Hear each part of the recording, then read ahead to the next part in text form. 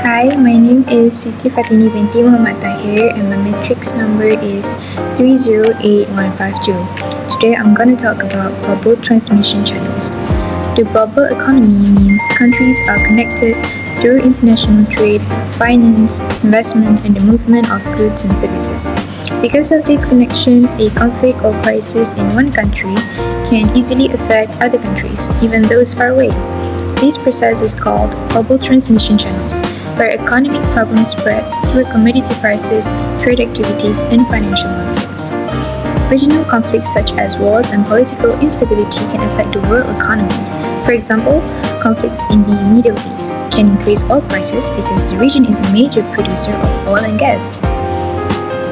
Higher oil prices increase transportation and production costs in many countries. Similarly, the Russia-Ukraine war caused higher prices for wheat, fertilizers, and fuel worldwide. East Asian countries such as China, Japan, South Korea, Singapore, and Malaysia are highly affected because they depend heavily on international trade, energy imports, and exports. Disruptions in trade routes, energy supplies, or financial markets can slow economic growth, increase business costs, and reduce investments. Next, I will present about transmission channels through commodity prices. Regional conflicts such as the Russia-Ukraine war disrupted global oil and gas supply. These caused oil prices to increase from 2022 until 2024.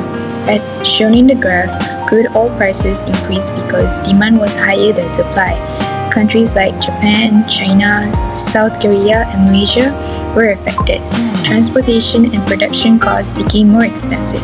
Prices of food, electricity, and daily necessities also increased, causing inflation. To solve this issue, many countries invested in renewable energy and reduced dependence on imported fossil fuels. Thank you. Hello everyone, I'm Chawi Bin. My matrix number is 311999. I will explain the second transmission channel. Trade disruption. When critical maritime choke points like the Red Sea are compromised, shipping lines are forced to detour around the Cape of Good Hope.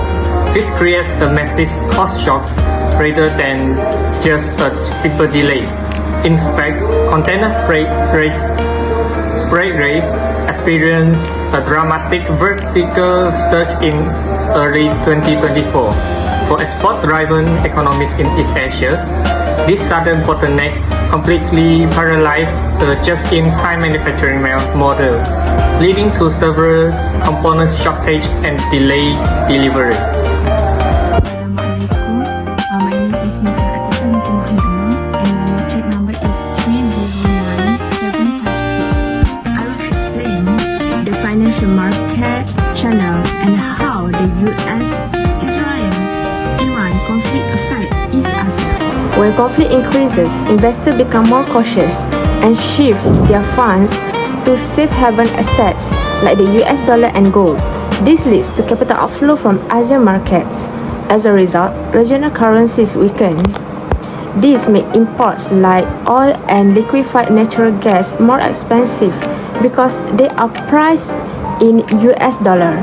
At the same time, investment flows are slowing down and investors are focusing only on stronger economies, causing uneven growth. We can also see the impact in stock markets, where volatility increases, such as the decline in South Korea's Kospi index. Overall, this shows that geopolitical tensions can create financial instability through capital outflow, weaker currencies, and reduced investor confidence. I will explain the primary risk channel, which is commodity prices, especially crude oil. East Asian economies such as Japan, South Korea, and China are highly dependent on imported energy. This makes them very sensitive to changes in global prices. As shown in the graph, crude oil prices are highly volatile, while with the frequent increase and decreases due to the global conflict and supply disruption. When all prices are increased, production and transportation costs are also rise. This leads to higher prices and goods services, causing inflation. At the same time, higher prices reduce consumers' purchasing power and slow down the economic growth. Therefore, commodity prices act as a major risk channel because they transmit external shock directly into East Asian economies. But how does this geopolitical shock shape the economy over time? Let's break down the macroeconomic trajectory into short-term and long-term effects. In the short term, the primary challenge is intense market volatility. Spike in freight and energy costs translate into immediate imported inflation, forcing central banks to hike interest rates to defend their currencies. However, in the long term, prolonged conflict drives structural adaptation.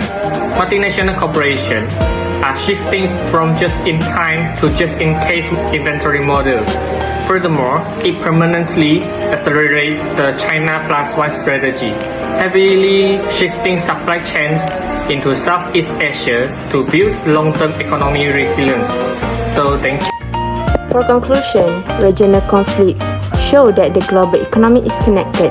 Problems in one region can spread through price, trades, and financial markets. East Asia is more affected because it depends on imports and global trade. This leads to higher costs, inflation, and slower growth. So, countries need to be more prepared by improving energy security, trade, and financial stability.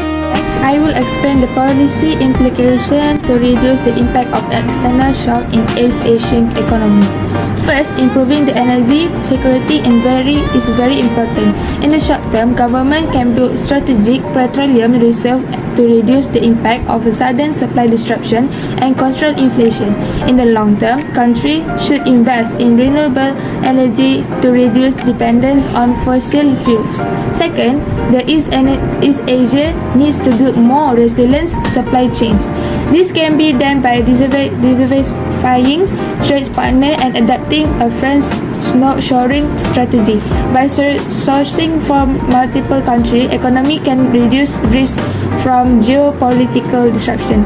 Finally, strong macroeconomics and financial protection is necessary.